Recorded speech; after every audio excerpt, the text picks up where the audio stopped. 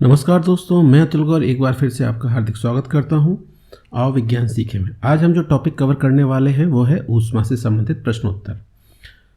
चलिए, तो आज हमारा पहला प्रश्न है कि ठंडे देशों में शीतकाल में झीलें जम जाती हैं नीचे पानी छोड़कर 0 डिग्री पर, 0 डिग्री फ़ारेनहाइट पर, 4 डिग्री सेल्सियस पर या 4 डिग्री फ़ारेनहाइट पर। इसका सही उत्तर यदि आपको पता है तो कमेंट बॉक्स में लिखें, इसका उत्तर हम बाद में बताएंगे।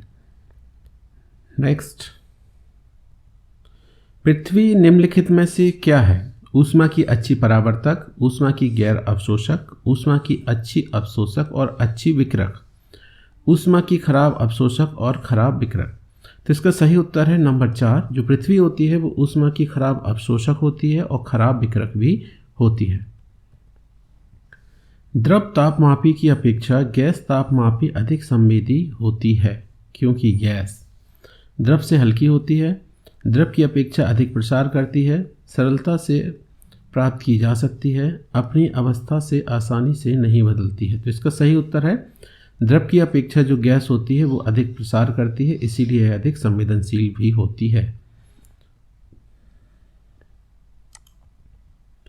पानी के किसी द्रव्यमान को 0 डिग्री से 10 डिग्री सेंटीग्रेड तक गर्म करने के से उसके आयतन में, ठीक है, पानी के किसी द्रव्यमान को 0 डिग्री से अपन को 10 डिग्री सेंटीग्रेड तक गर्म करना है तो उसके आयतन में क्या परिवर्तन होगा? अनुक्रमिक वृद्धि होगी, अनुक्रमिक कमी आएगी, बढ़ने के बाद कमी आने लगेगी, घटने के बाद वृद्धि होने लगेगी। सही आंसर है आंसर नंबर 4, घटने के बाद फिर उसमें वृद्धि होने लगेगी। मोटर कारों में हाइड्रोलिक ब्रेक की वर्किंग पर निम्नलिखित में से कौन सा सिद्धांत लागू होगा? बर्नौली नियम, पोशियल्स सिद्धांत, पास्कल नियम, आर्किमिडीज सिद्धांत। तो जो मोटर कारों में हाइड्रोलिक ब्रेक होता है उसकी वर्किंग पर पास्कल का नियम चलता है, तो इसका सही आंसर है पास्कल नियम। पर्वतों पर आच्छादित हिम सूर्य की गर्मी द्वारा एक साथ न पिघलने का कारण है। ठीक है, पर्वतों पर जो आच्छादित हिम है, जो बर्फ है, वो सूर्य की गर्मी द्वारा एक साथ न पिघलने का क्या कारण है? यह अति कठोर हो जाती है, यह सूर्य से प्राप्त अधिकांश ऊष्मा को परिवर्तित कर देती है, इसकी विशिष्ट ऊष्मा क्षमता कम होती है, इसमें संगलन की गुप्त ऊष्मा उच्च होती है। तो इसका सही आंसर है इसमें संगलन की गुप्त ऊष्मा उच्च होती है। निम्न में से किसके द्वारा सूर्यातपन का एक भाग सोख लिया जाता है और पृथ्वी की विकिरित ऊष्मा का संरक्षण भी किया जाता है? ऑक्सीजन, नाइट्रोजन, जलवाष्प, कार्बन डाइऑक्साइड। सही आंसर है जलवाष्प। जलवाष्प से एक भाग जो है वो सोख लिया जाता है और विकिरित ऊष्मा का संरक्षण भी किया जाता है। नेक्स्ट, एक श्वेत तथा चिकनी सतह कैसी होती है? ताप की अच्छी अवशोषक, अच्छी परावर्तक, ताप की खराब अवशोषक, अच्छी परावर्तक। ये दूसरा ही ऑप्शन सही है, पढ़ लीजिए। जो सफ़ेद और चिकनी सतह होती है वो खराब अवशोषक होती है, उसमें जल्दी अवशोषित नहीं करती है, और लेकिन परावर्तन बहुत अच्छा करती है, इसलिए ऑप्शन नंबर 2 इसका सही है।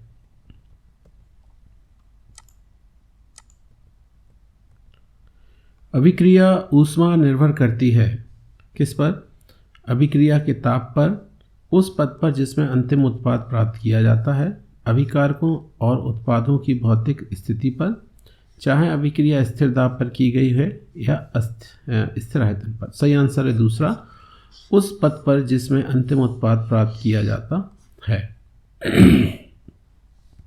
जब बंद थैली में रखे वद्धवत खाद्य पदार्थ को सूक्ष्म तरंगों में तापित किया जाता है तब इस सबसे पहले थैली में छेद क्यों किया जाता है? ये माइक्रोवेव की बात कर रहे हैं कि जब इसे गर्म करते हैं तो थैली में पहले छेद क्यों कर दिया जाता है? थैली को भाप के दाब से फटने से बचाने के लिए, ताप के छेद के द्वारा खाद्य पदार्थ में प्रवेश करने के लिए, सूक्ष्म तरंग को छेद के द्वारा खाद्य पदार्थ में प्रवेश करने के लिए, खाद्य पदार्थ की सुगंध को छेद के द्वारा बाहर निकालेंगे। इसका सही उत्तर है थैली को भाप के दाब से फटने से बचाने के लिए उसमें एक छेद कर दिया जाता है।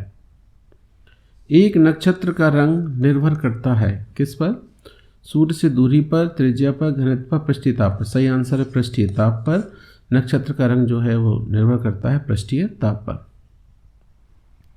वह तापमान जिसका पाठ्यांक फ़ारेनहाइट और सेल्सियस दोनों पैमानों पर सेम होता है, समान होता है, वो -40 डिग्री होता है, -40 डिग्री पर सेल्सियस और फ़ारेनहाइट में जो तापमान होता है वो समान होता है, पाठ्यांक जो है समान होता है।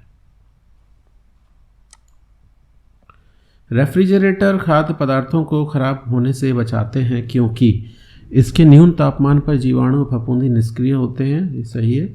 इसके न्यून तापमान पर रोगाणु मर जाते हैं। इसके न्यून तापमान पर रोगाणु जम जाते हैं। इसके खाद्य पदार्थों को रोगाणु रहित कर देता है। तो आंसर नंबर 1 सही है।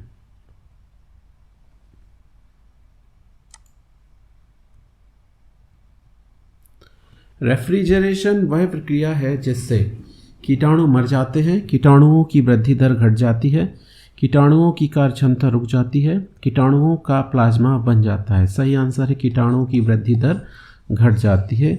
ठीक है, रेफ्रिजरेशन करने से क्या होते हैं, जो कीटाणु या जीवाणु होते हैं उनकी वृद्धि दर क्या हो जाती है, वो घट जाती है। थर्मोस्टेट का उपयोग रेफ्रिजरेटर के तापमान के नियंत्रण में किया जाता है। इसमें होता है एक द्विधातुक पट्टी, पारद तापमापी, चालू बंद स्विच, फ्यूज। एक द्विधातुक पट्टी होती है इसमें।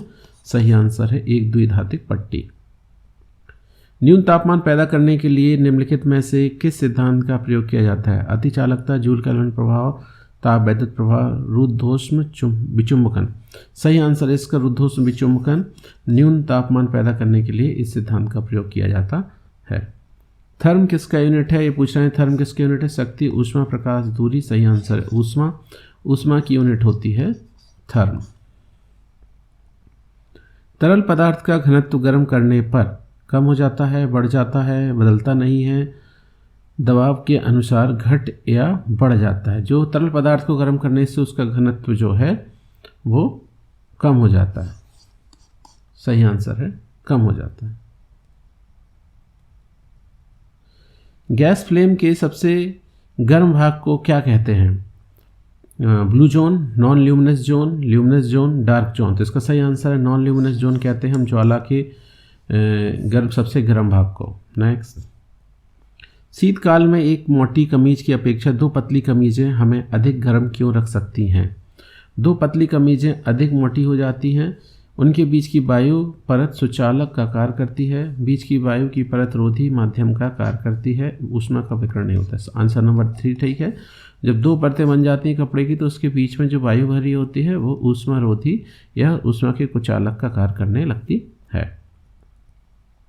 ईंट के बने भवनों की तुलना में कच्ची मिट्टी के मकान ग्रीष्म काल में ठंडे और शीतकाल में अधिक गर्म होने का कारण है। कच्ची मिट्टी अच्छी चालक है, कच्ची मिट्टी बुरी चालक है, कच्ची मिट्टी कम ऊष्मारोधी है, निम्न में से कोई नहीं। तो आंसर नंबर 2 सही है। कच्ची मिट्टी जो होती है वो ऊष्मा की बहुत ही बुरी चालक होती है, इसीलिए ना तो ये जल्दी गर्म होती है और ना ही जल्दी ये ठंडी होती है। बहुत उच्च तापमान को मापने के लिए हम प्रयोग करते हैं मरकरी तापमापी, प्लेटिनम प्रतिरोध तापमापी, ताप विद्युत उत्तापमापी और कोई नहीं। इसका सही आंसर है ताप विद्युत उत्तापमापी से हम लोग बहुत उच्च तापमान नापते हैं। जब गर्म पानी की अपेक्षा अधिक तत्व ग्लास के ऊपर छिड़का जाता है तो वह टूट जाता है, इसका कारण है अचानक ही ग्लास विस्तारित हो जाता है, अचानक ही ग्लास संकुचित हो जाता है, जल वाष्पित हो जाता है, ग्लास रासायनिक रूप से जल के साथ प्रतिकृत होता है।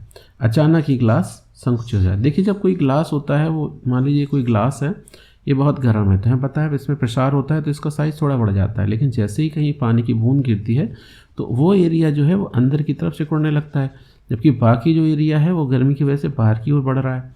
इसी संकुचन के कारण क्या होता है, जो ग्लास है वो टूट जाता है। निम्नलिखित में से कौन सा पदार्थ ऊष्मा का सुचालक है परंतु विद्युत का कुचालक है? अभ्रक इसका सही आंसर है। अभ्रक जो है वो ऊष्मा का सुचालक होता है लेकिन विद्युत का कुचालक होता है। एक निर्वात मार्जक भाप के अंतर नियम के अनुसार कार्य करता है, चंद्र में वह कैसे कार्य करेगा? ठीक है, वो पूछ रहे हैं एक निर्वात में मार्जक भाप के अंतर नियम के अनुसार कार्य करता है और चंद्रमा पर वह कैसे कार्य करेगा? पृथ्वी के समान ही कुशल रूप से कार्य करेगा, कार्य नहीं करेगा, कम कुशलता से कार्य करेगा, अधिक कुशलता से कार्य नहीं करेगा, चंद्रमा पर वह कार्य नहीं करेगा। निम्न में से ध्वनि का वेग सर्वाधिक किस में होता है? जल, वायु, इस्पात, लकड़ी। हमें पता है ठोस में ध्वनि का वेग सबसे अधिक होता है, तो इसका सही आंसर है इस्पात। धातु की चायदानियों में लकड़ी का हैंडल क्यों लगा होता है? ठीक है, जो छन्नियाँ होती हैं उसमें लकड़ी का हैंडल क्यों लगा होता है? बहुत ही सरल क्वेश्चन है। क्योंकि लकड़ी जो होती है वो ऊष्मा की कुचालक होती है, इसमें बिजली का शॉक नहीं लगता है, इससे इस्पात तो सुंदर लगता है, इसमें स्वच्छता होता है। तो सही आंसर है लकड़ी ऊष्मा की कुचालक होती है, इसीलिए इसका उपयोग किया जाता है। शीतकाल में कपड़े हमें गर्म रखते हैं क्योंकि वे ऊष्मा प्रदान करते हैं, नहीं, ऊष्मा का विकिरण नहीं करते हैं। वायु के शरीर के संपर्क में आने से रोकते हैं, शरीर की ऊष्मा को बाहर जाने से। सही, इसका सबसे सही उत्तर जो है वो शरीर की ऊष्मा को बाहर जाने से रोकते हैं। काले वस्त्रों के मुकाबले श्वेत वस्त्र शीतल क्यों होते हैं? सारा प्रकाश अवशोषित कर लेते हैं, नहीं कर पाते हैं, प्रकाश परावर्तित कर देते हैं, प्रकाश भेदन नहीं होने देते हैं, सूर्य के प्रकाश को पूर्णतः शीतल कर देते हैं। ऑप्शन नंबर 2 सही है। ये क्या करते हैं? प्रकाश को परावर्तित कर देते हैं, इसलिए शीतल होते हैं। मेघाच्छन्न रात की अपेक्षा निर्मल रात अधिक ठंडी होती है, इसका कारण है, बोल रहे हैं जब बादल होते हैं तो वो रात उतनी ठंडी नहीं होती जितनी बिना बादलों वाली ज़्यादा ठंडी होती है। ऐसा कारण क्या है? चालन, द्रवण, विकिरण, सूर्यता। इसका कारण है विकिरण। विकिरण की वजह से जो है वो निर्मल जो रात जो होती है वो ज़्यादा ठंडी होती है। एक गोलाकार तस्तरी, एक घन और एक गोला सभी एक ही पदार्थ के बने हुए हैं, ठीक है, और उनका द्रव्यमान भी एक समान है। क्या बोल रहे? एक गोलाकार तस्तरी, एक घन और एक गोला एक ही पदार्थ के बने हैं, उनका द्रव्यमान भी एक समान है। 300 डिग्री सेल्सियस तक गर्म करके एक कमरे में छोड़ दिया जाता है। इनमें सबसे धीमी गति से कौन सा ठंडा होगा? देखिए, जिसका एरिया कम होगा, पृष्ठ कम होगा, वो सबसे धीमी गति से ठंडा होगा। तो सीधी सी बात है कि जो गोला है वो सबसे धीमी गति से ठंडा होगा। निम्नलिखित में से सर्वोत्तम ऊष्मा का सुचालक है? अल्कोहल, पारद, ईथर, पानी। पारा जो होता है वो सर्वोत्तम सुचालक है इनमें से। नेक्स्ट, किसी धातु को पाचन सामग्री के रूप में प्रयोग करने के लिए निम्न में से कौन सी कसौटी अपनाई जाती है? न्यून ऊष्मा चालकता, न्यून वैद्युत चालकता, अधिक विशिष्ट ऊष्मा, अधिक ऊष्मा चालकता। सही आंसर है अधिक विशिष्ट ऊष्मा अपनाई जाती है।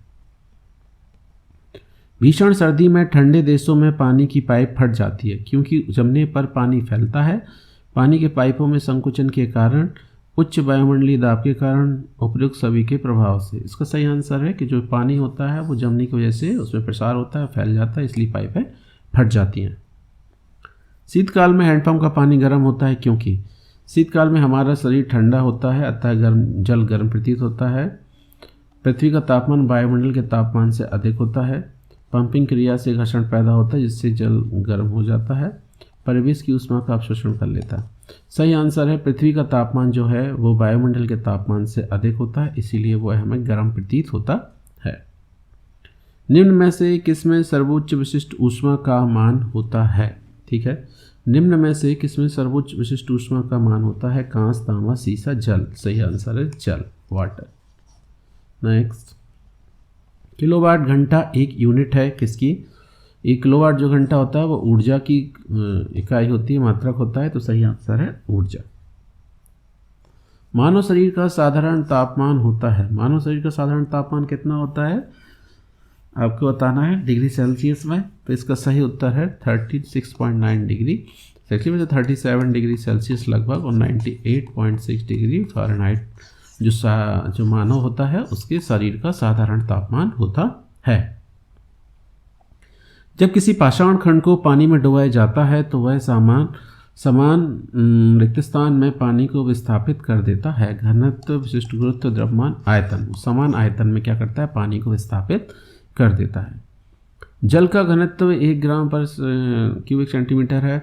यह बिल्कुल सही है। डिग्री सेल्सियस में कितने डिग्री सेल्सियस पे? 4 डिग्री सेल्सियस पर होता है। नेक्स्ट, निम्नलिखित में से किस कारण 100 डिग्री सेल्सियस पर पानी की अपेक्षा 100 डिग्री सेल्सियस पर भाप अधिक गंभीर जला देती है या दाह देती है? भाप में कोई विशिष्ट ऊष्मा धारिता नहीं होती है। भाप में वाष्पन की गुप्त ऊष्मा होती है। पानी में विशिष्ट ऊष्मा धारिता नहीं होती है। पानी में सेलेनियम की गुप्त ऊष्मा होती है। तो इसका सही आंसर है जो भाप होती है उसमें उसकी गुप्त ऊष्मा अधिक होने के कारण से वो ज़्यादा हमें जला सकती है। निम्नलिखित में से अधिक जलन किससे पैदा होती है? उबलता हुआ पानी, गर्म पानी, भाप, पिघलती हुई बर्फ। भाप से हम ज़्यादा जल सकते हैं।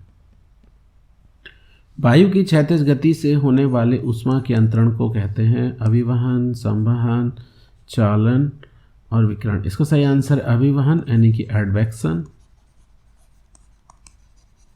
सही आंसर है। निम्न में लिखित में से किसमें संवहन होता है? केवल ठोसों और द्रवों में, द्रवों और गैसों में, गैसों और ठोसों में, तीनों में। तो जो संवहन की जो ऊष्मा का स्थानांतरण संवहन विधि से लिक्विड और गैसेस में होता है, तो ऑप्शन नंबर 2 सही है। क्रायोजेनिक किससे संबंधित विज्ञान है? उच्च तापमान, निम्न तापमान, घर्षण और टूट फूट क्रिस्टलों की वृद्धि निम्न तापमान से। क्रायोजेनिक। लंबी दूरी के बेतार संचार के लिए अपेक्षित तरंगें हैं। अवरक्त किरणें, परावैंगनी किरणें, रेडियो तरंगें, सूक्ष्म तरंग। रेडियो तरंगें लंबी दूरी के लिए संचार के लिए सबसे अच्छी तरंगें मानी जाती हैं, रेडियो तरंगें। वायु में ध्वनि का वेग तापमान के बढ़ने से घटता है, तापमान के घटने से बढ़ता है, तापमान पर आश्रित नहीं होता है, तापमान के घटने से घटता है। इसका सही आंसर है तापमान के घटने से ध्वनि में वायु में ध्वनि का वेग जो है वो बढ़ता है। जल वाष्प में भंडारित ऊष्मा है विशिष्ट ऊष्मा, गुप्त ऊष्मा, निरपेक्ष ऊष्मा, अपेक्षित ऊष्मा। सही आंसर है गुप्त ऊष्मा। कोई पिंड ऊष्मा का सबसे अधिक अवशोषण करता है जब वह हो काला और खुरदुरा, काला और मिश्रण, काला और सफ़ेद। सफ़ेद तो हो ही नहीं सकता है, तो सही आंसर है काला और खुरदुरा होगा, तो वो सबसे ज़्यादा ऊर्जा का अवशोषण करेगा। ताप उत्क्रमण होता है धनात्मक ह्रास पर, ऋणात्मक ह्रास पर, तटस्थ अवस्था। कोई नहीं, सही आंसर है धनात्मक ह्रास पर। तप्त जल के थैलों में जल का प्रयोग किया जाता है क्योंकि यह सरलता से मिल जाता है, यह सस्ता है और हानिकारक नहीं है, इसकी विशिष्ट ऊष्मा अधिक होती है, जल को गर्म करना आसान है। इसकी विशिष्ट ऊष्मा अधिक होती है, सही आंसर है। हमारा बोनस क्वेश्चन आ गया कि ठंडे देशों में शीतकाल में झीलें जम जाती हैं नीचे के पानी को छोड़कर, तो इसका सही आंसर है 0 डिग्री सेल्सियस पर ऐसा होता है। यदि आपको हमारा वीडियो पसंद आते हैं तो आप हमारे फेसबुक को फॉलो कर सकते हैं और आप हमारे इस टेलीग्राम चैनल को भी ज्वाइन कर सकते हैं। और यूट्यूब पर इस तरीके के ढेर सारे और वीडियोस हैं हमारे जो आपको विभिन्न प्रतियोगी परीक्षाओं में मदद कर सकते हैं। तो आप इस लिंक पर जाकर हमें यूट्यूब पर सब्सक्राइब कर सकते हैं। धन्यवाद।